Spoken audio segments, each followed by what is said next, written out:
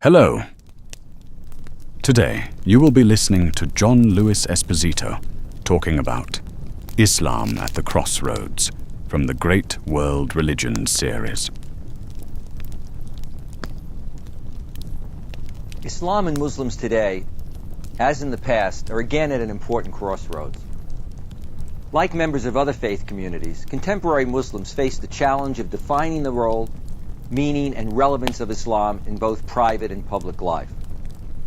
Although the media often focuses on radicalism and extremism, a deeper and more pervasive struggle exists. At the heart of this struggle for the soul of Islam, between conservatives and reformers, mainstream Muslims and extremists, is the question of who should interpret Islam and how reform should be achieved.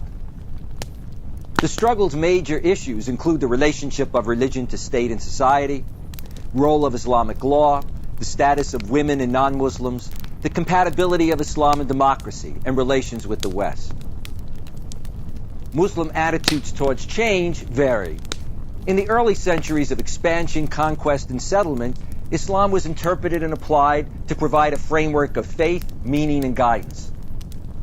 Throughout the ages, believers, wherever they might be, spread across the world, and however different their cultural context, they found in Islam a core of belief and practice that provided a sense of unity and identity, of faith and purpose. As Muhammad brought his reformist message to Arabia, at critical points in history, when the Islamic community has been threatened or in danger, great religious leaders and revivalist movements have responded to the religious, intellectual, and political challenges of the community, spawning a variety of reformers and revivalist reformist movements. The cry, Islam in Danger, has served as a battle cry to rise to the religious and political defense of Islam. Just as Islam was used by early caliphs and Islamic revivalists and reformers, and in the 20th century in anti-colonial independence struggles, so too in recent years Islam has been a source of inspiration and popular mobilization in Palestine, Afghanistan, Bosnia, Kashmir, and Chechnya, and other parts of the Muslim world. Today, Islam continues to reflect that same unity and diversity. For although believers continue to affirm their belief in God, the Quran, and the Prophet Muhammad, they differ in their understanding and interpretation of what that should mean. The political resurgence of Islam has been accompanied by a ferment in which contending voices and paradigms have emerged. If modernization brought widespread political and economic reforms in the 20th century, the pace of religious reform lagged behind. Change has been more visible at the top, for a small group of elites rather than for the masses of Muslims in the Muslim world today. The political and economic failures of Muslim societies in the 1970s and 80s have contributed to an Islamic revival that has challenged political and religious establishments alike and called for an Islamic solution, the implementation of an Islamic alternative in personal and community life, in faith and politics. This call has divided as much as united Muslims, precipitating discussion, debate, and confrontation within Muslim societies, and at times between the Muslim world and the West. Key to this process has been the question of the meaning and relevance of Islam in today's world, something that all believers have faced and face. Contending voices, clerical and lay, government and opposition, secular and Islamically oriented elites, and their interpretations of Islam press their claims and compete for authority and legitimacy. Like all the children of Abraham, Muslims today, in facing the challenges of secularism and materialism, of faith and social justice, continue to bear witness to the fact that monotheism does not mean monolithic. As in the past, the unity of Islam, as in all faiths, embraces a diversity of interpretations and expressions, a source of dynamism and growth, as well as contending and of contention and conflict, both among believers and at times with other faith communities. The challenge for all believers remains the rigorous pursuit of what the Quran calls the straight path, the way of God, to whom belongs all that is in the heavens and all that is on the earth. Quran 42, verses 52 to 53. And to do this in a world of diversity and difference. While the revolution occurring in contemporary Islam is often seen through the prism or lens of explosive headline events, of radicalism and extremism, the real revolution is that quiet revolution that I've talked about before, that quiet revolution in Islamic discourse and activism. The Quran, the Sunnah, example of the Prophet Muhammad, remain normative for all Muslims, but questions of interpretation, authenticity, and application have become contentious items. Muslim scholars distinguish the eternal, immutable principles and laws in the Quran from its human interpretation and application, fiqh. That interpretation by early jurists that are prescriptions that were responses to specific context. Some today distinguish between the Meccan, the earlier and more religiously minded and binding, and Medinan chapters of the Quran that are seen as primarily political, concerned with Muhammad's creation of the state in Medina, and therefore not regarded by some as universally binding. Many ulama, religious scholars, continue to accept the authoritative traditions, hadith of the Prophet, but other Muslim scholars distinguish between authoritative texts and those that are not authentic. Although the example, Sunnah of the Prophet Muhammad, has always been normative in Islam, from earliest times, Muslim scholars saw the need to critically examine and authenticate the enormous number of prophetic traditions or hadith in order to distinguish between authoritative texts and pious fabrications. In the 20th century, a sector of modern Western scholarship questioned the historicity and authenticity of the hadith. Many maintained that the bulk of prophetic traditions were written much later.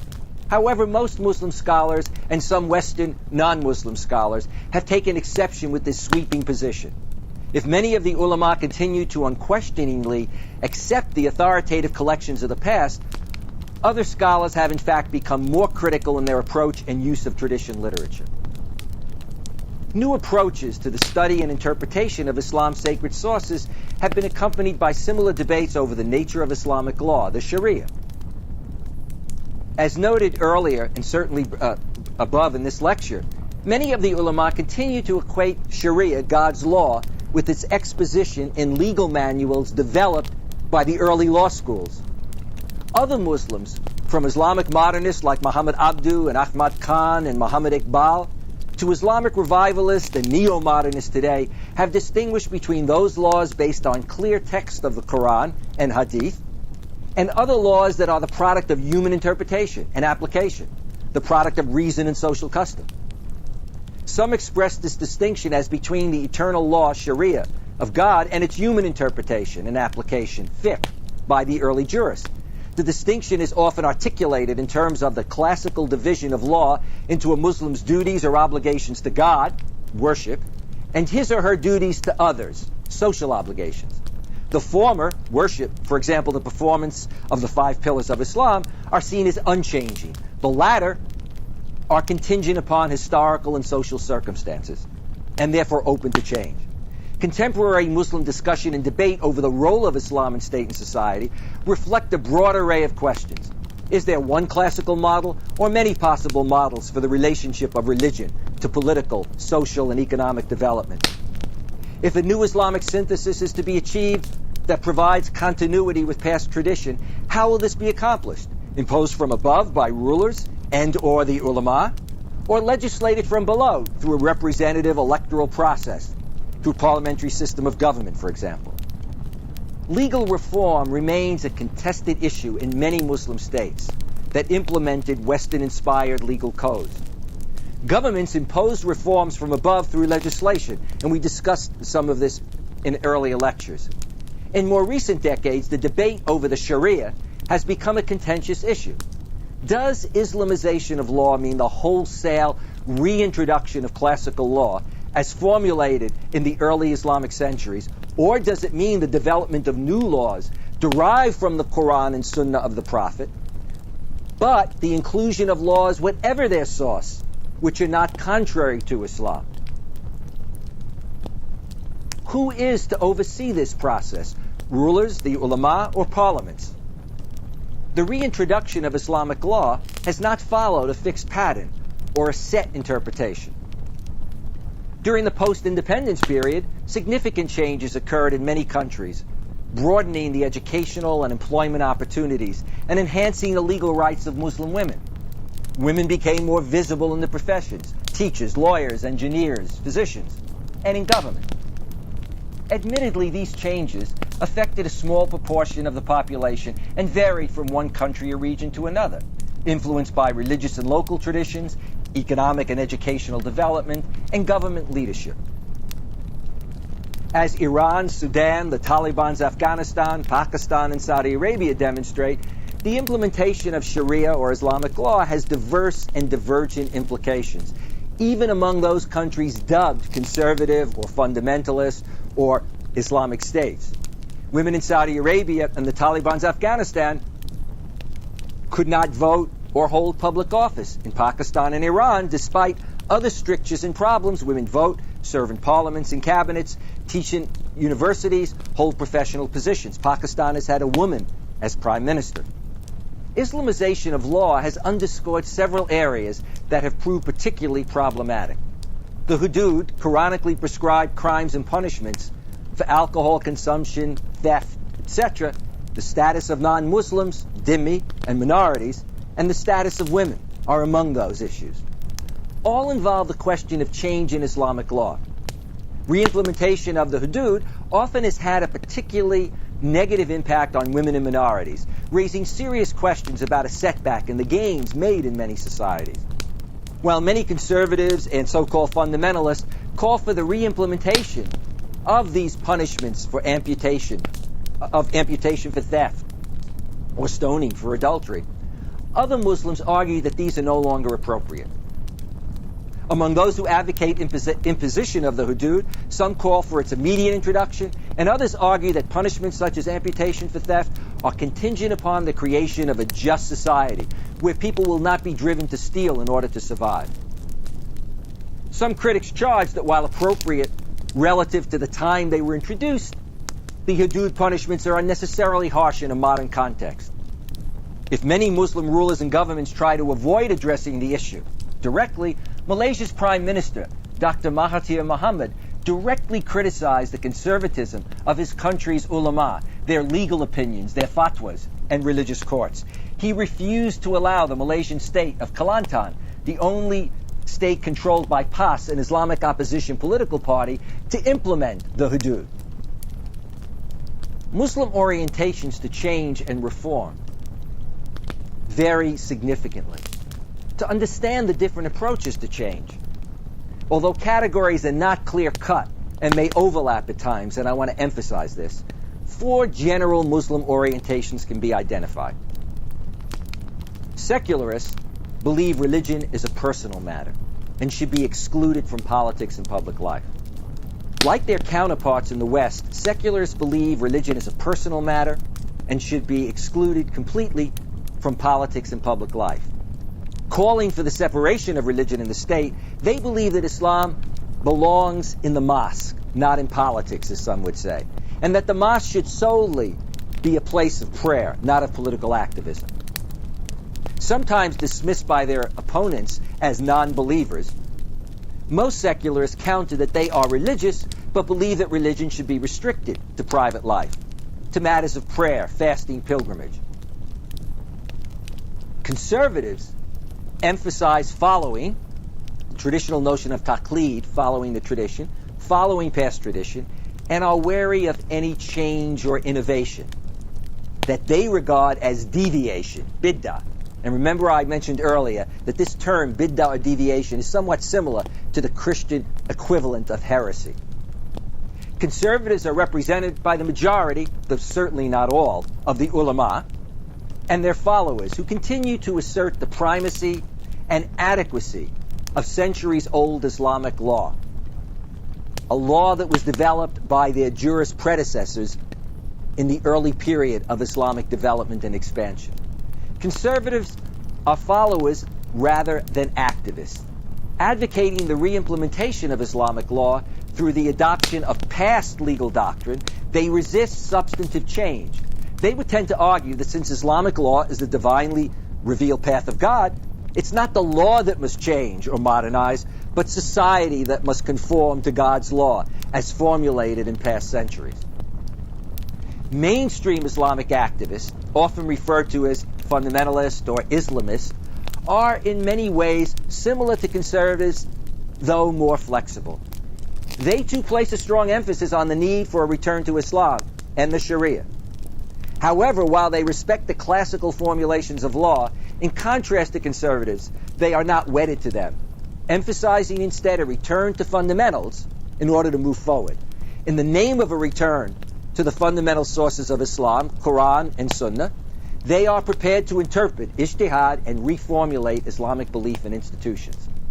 Their leadership tends to be lay rather than clerical. Like many Islamic revivalist organizations in the 20th century, such as the Muslim Brotherhood, their holistic or comprehensive understanding of Islam fosters social and political activism, often challenging the political and religious establishment. Though their advocacy of reinterpretation and change takes them well beyond conservatives, in reality their Islamic discourse and ideology are less innovative than Islamic reformers or modernists, and thus they have often proven less progressive, though not always, in particularly sensitive areas like Islamic law, the status of women and minorities. Islamic reformers, though they overlap at times with some mainstream fundamentalists or more progressive fundamentalists, are more liberal or open to substantive change and to borrowing from other cultures. Like fundamentalists, they root their reforms in normative Islamic sources, the Quran and Sunnah, and are not wedded to classical Islamic law. They distinguish, in other words, between the divine element in Islamic law, the formulation of Islamic law, and the human interpretation. However, their approach to change is more substantive or fundamental. They distinguish more sharply between substance and form, between the principles and values of Islam's immutable revelation and the historically and socially conditioned practices and institutions that can and should, they believe, be changed to meet contemporary conditions. The heart of a modernist approach gets at the core issue in contemporary Islamic reformism, the relationship of the divine to the human in Islamic law.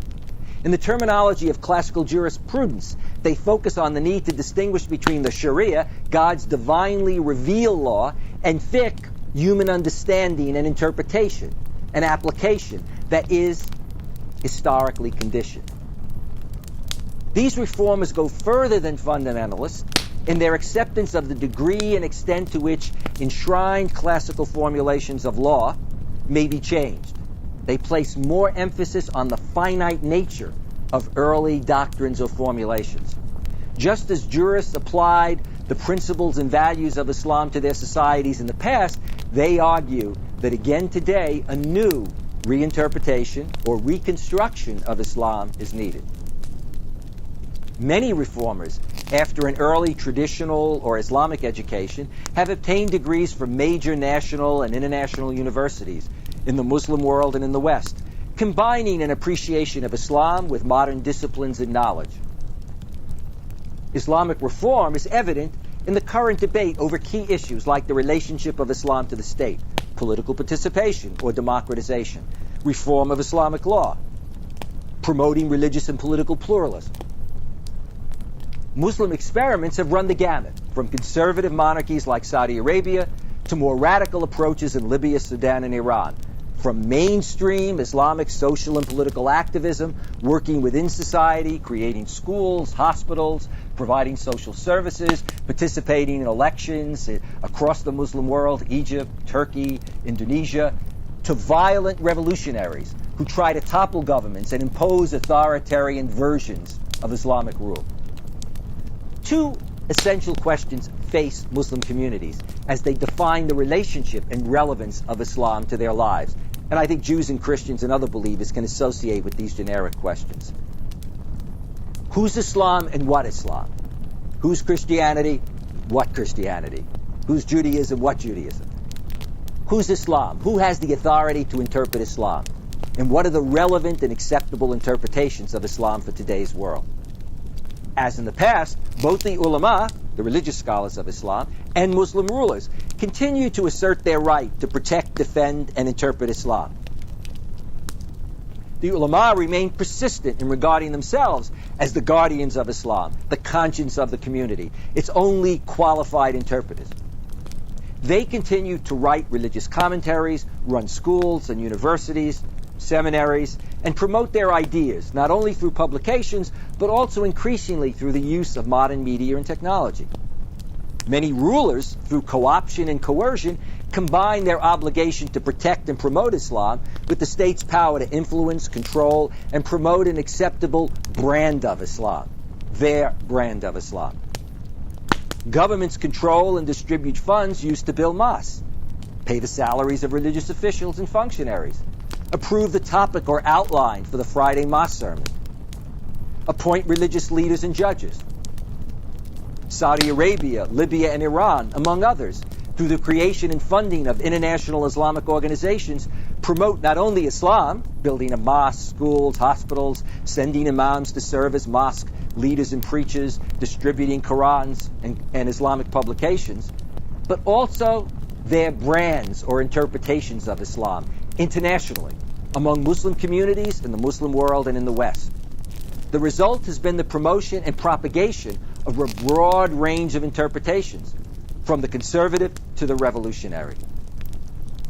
Today, there are many that argue that it is not rulers or the clergy, but the laity and or parliaments that should be major actors in the process of change.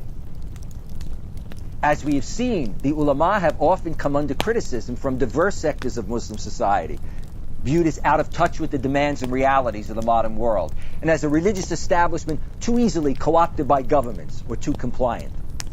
At the same time, as in Christianity and Judaism, an educated laity has increasingly asserted its role in the community. While the ulama based their authority on their training in traditional Islamic disciplines, Quran, Hadith, Sharia studies, the laity countered that they possessed the expertise, legal, economic, medical, necessary to address contemporary issues, and should be counted among the qualified experts, along with the ulama. Because remember, an alim means a learned one. And indeed, many in the laity have also now earned their degrees in Quran studies and Islamic studies. Just as the vast majority of Islamic political and social organizations, such as the Muslim Brotherhood or the Jamaat-e-Islami, the Islamic Salvation Front, and Islamic parties in Turkey and Tunisia and in Southeast Asia, are lay rather than clerically led, so too, in the latter half of the 20th century, the authors of contemporary Islamic thought increasingly came to represent lay as well as clerical experts, offering their interpretations of Islam on political, social, and economic issues. And that continues today in the 21st century. Critical to what we're looking at today is the question of restoration or reformation. Broadly speaking, the question today is, should the process of renewal and reform be one of restoration, looking to the past and restoring, or reinterpretation, the reimplementation of classical Islamic law, or a bold reformulation and reconstruction of Islam? Some who call for a return to Islam simply mean reclaiming and implementing the traditional classical legal blueprint for Muslim society in all its details, as some Christians and Jews simply want to appropriate the traditions of the past. Others argue that times have changed and that it is necessary to replace or supplement laws formulated centuries ago with fresh interpretations that respond more adequately to conditions today. They wish to return to the sources of Islam, to the principles and values of the Quran and the Sunnah, example of the Prophet, upon which new laws and institutions can now be formulated. This discussion, debate, and at times battle can be seen across the Muslim world, from Egypt and Morocco to Malaysia and Indonesia. And it can be seen among Muslims in Europe and America, within all Muslim communities. Well, what are some of the issues that emerge? Islam and democracy would be a primary example. Islamic reformism in the 21st century in particular, but it also occurred in the late 20th century, has struggled with the issue of democracy, democratization. Some Muslims maintain that Islam has its own system of government, that democracy is based on un-Islamic or Western principles and values. Others reinterpret traditional Islamic concepts like consultation, consensus, and ijtihad reinterpretation, so consultation and consensus of the community, to support modern political consultation, modern political participation, such as parliamentary elections. Another issue is the status of non-Muslims, and this is a major and current debate. Many want to reinstate traditional doctrine, such as the doctrine that non-Muslims are a protected people, dhimmi. While it was ahead of its time in the past, as we talked about earlier, today it would consign non-Muslims to a second-class form of citizenship in terms of rights to vote, to hold senior government positions. Others advocate non-Muslims' right to full and equal citizenship, fostering an egalitarian and pluralist society of Muslims and non-Muslims. The swelling numbers of Muslim refugees and the migration of many Muslims to Europe and America make minority rights and duties an ever greater concern for Islamic jurisprudence today. And of course, the issue of women. One result of contemporary Islamic revivalism has been a re-examination of the role of women in Islam, and at times a bitter debate over their function in society. The resurgence of Islam has sometimes worsened rather than alleviated the situation or improved the situation of Muslim women. Women have often been the quick fix for those who wish to Islamize a society. This has often meant dismissing modern reforms or paradigms as simply Westernization and restoring the paradigms of the past. On the other hand, Muslim women have also become catalysts for change, entering the professions, running for elective office, becoming students and scholars of Islam, establishing women's professional organizations, journals, and magazines. And we'll spend a good deal of time in a future lesson looking at the place and role of women within Islam and within Muslim societies, both past and present.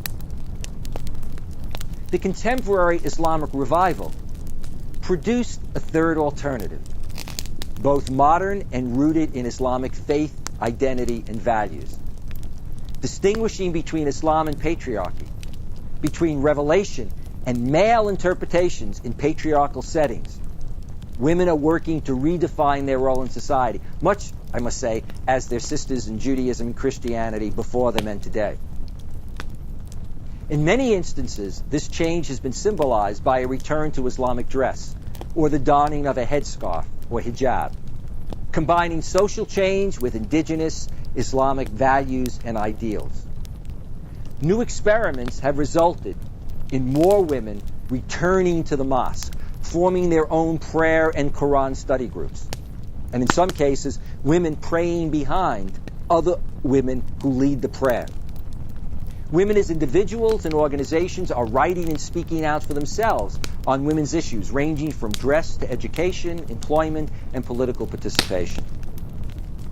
In contrast to Judaism and Christianity, Muslims under European colonial dominance and rule have had only a few decades since gaining independence, relatively speaking, 4 or 5 decades, to accomplish what the West needed and took centuries in terms of the Enlightenment, the Reformation, the Counter-Reformation, the French and American revolutions, etc.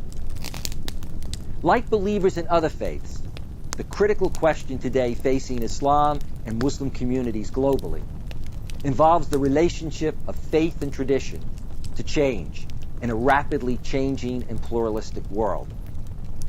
And this remains the challenge, and a challenge that we'll be looking at and continuing to look at as we move through the rest of the course, as we look at the role of women, as we look at the question of Muslims in Europe and America, and finally, as we talk about the future of Islam, as we look out, as it were, beyond the first part of the 21st century.